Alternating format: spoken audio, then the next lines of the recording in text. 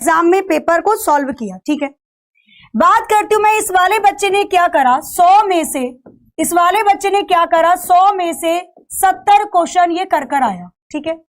ये वाला बच्चा भी क्या करता है, 100 में से 70 क्वेश्चन तो ये वाला बच्चा भी करके आता है, दोनों ने 70 क्वेश्चन करे।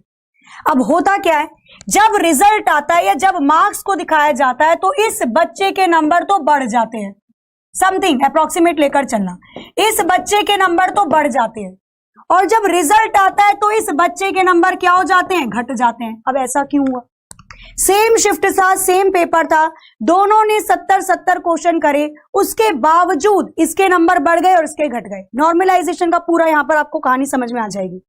देखो, जब एग्जाम होता है तो उसके अंदर दो तरीके के क्वेश्चन आते हैं, एक आता है इजी और एक आता है मॉडरेट। एक क्वेश्चन का लेवल होता है कैसा, एक होता है इजी और एक होता है मॉडरेट, मतलब मीडियम लेवल का क्वेश्चन होता है। जो बच्चा सारे इजी क्वेश्चन सही करके आएगा, जो बच्चा सारे क्वेश्चन इजी मतलब जो पहली झलक में देखते के साथ ही हो जाते हैं, जो स्टूडेंट सारे इजी क्वेश्चन सही करके आते हैं और मॉडरेट में से भी कुछ क्वेश्चन सही करके आ जाते हैं, और मॉडरेट में हो सकता है कुछ गलत भी हो, ऐसा नहीं है भाई, गलती तो होती है, नॉर्मल सी बात है। इजी वाले सारे सही है, मॉडरेट में से कुछ क्वेश्चन वो सही करके आया, कुछ वो गलत करके आया है।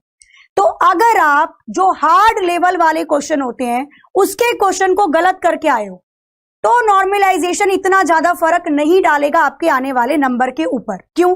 क्योंकि वहां पर केवल इजी लेवल को ज्यादातर देखा जाता है नॉर्मलाइजेशन जब किया जाता है।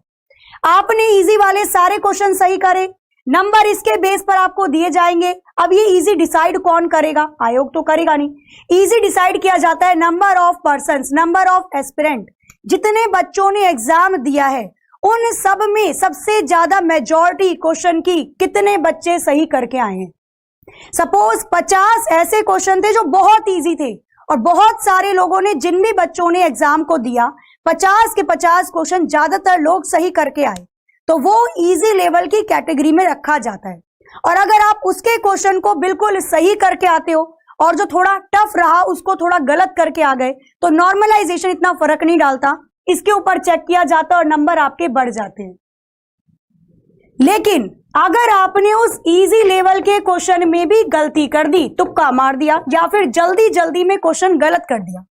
देखो, सबसे ज्यादा क्वेश्चन गलत कब होते हैं, जब आप जल्दबाजी में पेपर को सॉल्व करते हैं।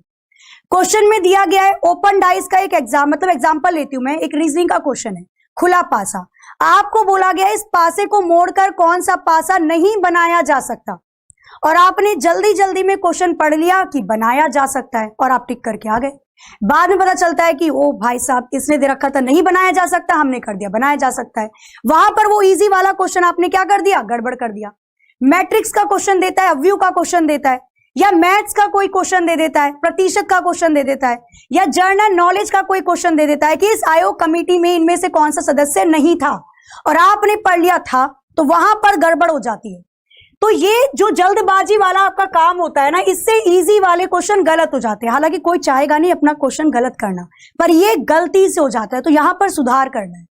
तो जब आप इजी वाले क्वेश्चन भी गलत करके आ जाते हो और उसके बाद आप तुक्का भी मारना शुरू कर देते हो, आप मॉडरेट वाले क्वेश्चन पे भी, मतलब जो आपका मॉडरेट लेवल का क्वेश्चन होता है, मीडियम लेवल का क्वेश्चन होता है, उसमें भी आपके ज्यादातर क्वेश्चन आपने तुक्के मारे और वो गलत हो गए, कुछ सही भी हुए। लेकिन फिर पूरी कहानी कहां पर डिपेंड हुई, ये इस इजी वाले पर। वही 50 क्वेश्चन जो ज्यादातर बच्चे सही करके आए थे जीडी के एग्जाम में, वो इजी की कैटेगरी में होते हैं। और अगर उस क्वेश्चन में भी आप तुक्के मार रहे हो या जल्दबाजी में क्वेश्चन को गलत करके आ जाते हो, तो आपके नॉर्मलाइजेशन में नंबर घट जाते हैं, तब नॉर्मलाइजेशन में नंबर घट जाते हैं, ठीक है। और इसका देखो मैं आपको बताती हूँ इसका फायदा कहां पर होगा, इसका फायदा होता कहां पर है। इसका फायदा, नॉर्मलाइजेशन का अगर फायदा लेना है तो फायदा आपको कैसे मिल सकता है, यहां पर देखो। अगर आपने क्वेश्चन सही करे, आप सारे क्वेश्चन सही करके आए जो इजी लेवल के थे, जो मॉडरेट लेवल के थे उनमें भी आपने 50-50 वाला केस करा, आपको लगा हो सकता है ऑप्शन ए हो सकता है ऑप्शन बी हो, और यहां पर आप 5 से 6 क्वेश्चन ऐसे करके अगर आ जाते हो, यदि ऐसा होता है, और यहां पर आपके क्वेश्चन निकल जाते हैं सही, तो ऐसे क्वेश्चन जो कि हार्ड लेवल के थे, बहुत कम बच्चों ने सॉल्व करे और उनमें से वो आप हो जिसने वो क्वेश्चन सॉल्व कर दिया, तो आपके यहां पर इंक्रीज हो जाते हैं नंबर, डायरेक्ट डबल नंबर आपके यहां पर बढ़ जाते हैं। वो क्वेश्चन जो सब छोड़कर आते हैं, वो क्वेश्चन जो हार्ड होते हैं, अगर आप उन क्वेश्चन को अच्छी तरीके से सॉल्व करते हो और वो बिल्कुल सही है, तो वहां पर आपके नंबर बढ़ जाते हैं। नॉर्मलाइजेशन का पूरा खेल यही होता है। ठीक है, अब देखो करना क्या है, मुझे लगता है समझ गए होंगे आप लोग, अगर शुरू से लेकर एंड तक अभी देख रहे हो यहां पर तो। ठीक है, तो ये पूरा नॉर्मलाइजेशन होता है। देखो किसी भी चीज की अगर मैं बात करती हूँ ना, कोई भी चीज 100% खराब नहीं होगी, है ना, उसमें अच्छाई भी होती है बुराई भी होती है। तो दोनों अच्छाई बुराई मैंने आपको यहां पर बता दी। इसी के